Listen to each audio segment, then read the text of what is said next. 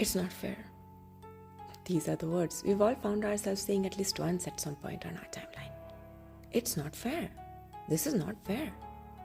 We have said this unfortunately many a times, seeking justice many a times. For fairness is what justice is all about, isn't it? Be fair, play fair and square, isn't it? But who's to decide what is fair and what is unfair? For what feels unfair to us feels fair to some, and vice versa.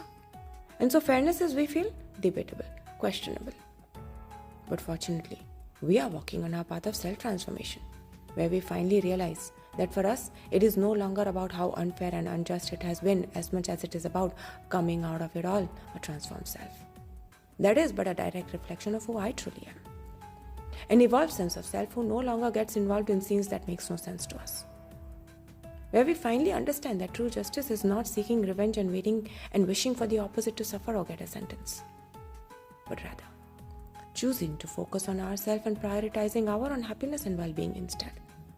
Choosing to invest our precious time and energy into our own self-development and self-growth. For what's true justness and fairness except for the fact that we've earned for ourselves a second chance in life, this time around with more wisdom and knowledge to create a life that is in alignment with our own values and priorities. For what's justice except for just I see you, Ronak?